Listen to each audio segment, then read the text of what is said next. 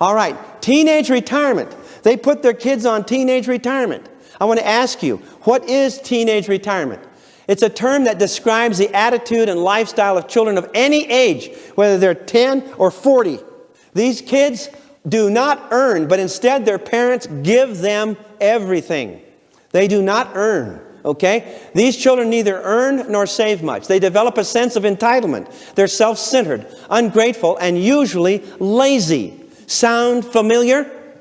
And you ask them to do something around the house and they moan and groan like you're going to cut off both legs. Oh, gee, I did it last time.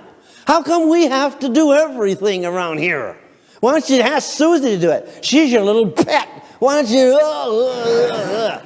And we heap their plates full of food. There's all kinds of everything in the garage. These kids have a pair of shoes for every different sport. True or false? The toys are so full in the closet you can't get any more in. Their Christmas tree is full. The icebox is full. In the garage there's full of toys. Their bedrooms are full. We supply them beds, bedding, mattresses, rugs, hairpins, Band-Aids, soap, hot running water, indoor plumbing, iceboxes, freezers full of food. Am I making the point?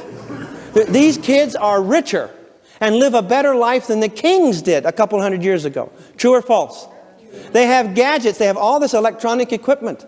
Some of them have pagers, their own TVs, their own telephones, all kinds of Nintendo. Everything a child could possibly want. Parents shower on them.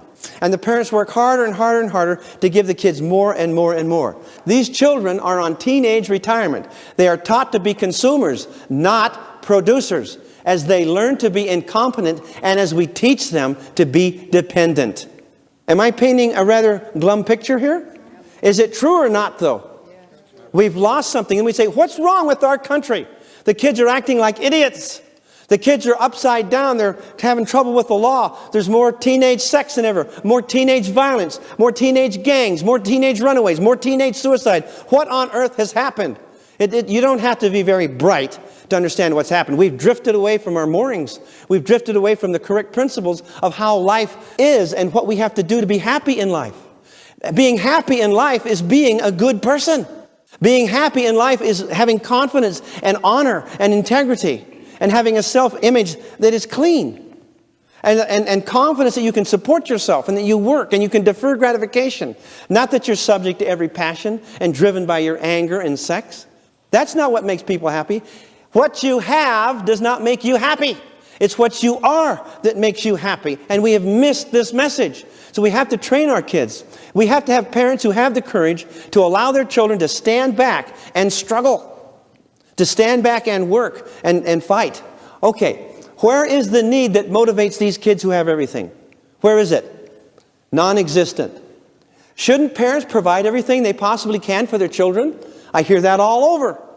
No, you should not. A parent's responsibility is to create in the home constant opportunities for each child to learn responsibility, to work, to develop the talents and skills they will need to succeed in life. A parent's responsibility is not to set up a welfare state in the home, nor is it to provide an environment of unearned ease and plenty. A life of affluence does not build noble character or help children develop self-esteem and independence. Am I making sense to you? Yes. Is this true? You know it is. Do you feel it? What is the key to a child's growth and development? Answer in one word only. The key is work. Good old-fashioned work. And where I am in California, people climbing over the border trying to get jobs.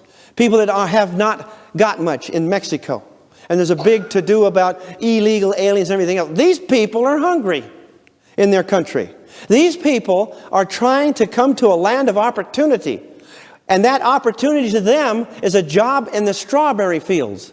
We've got thousands and thousands of acres in strawberries in Southern California. And you go by in a certain season, you see thousands and thousands of these migrant workers in the field, all bent over, all day picking strawberries, all day long, women and men, all day long bent over. Have you any idea what that's like in that heat? All day long. Why are they coming over here? Why do they do this? Why aren't our kids out in the fields? Why aren't our kids Why don't they take these jobs? I'm not trying to run these people out, but what I'm trying to say is you won't see our kids out in the field. That's beneath their dignity. That's too hard.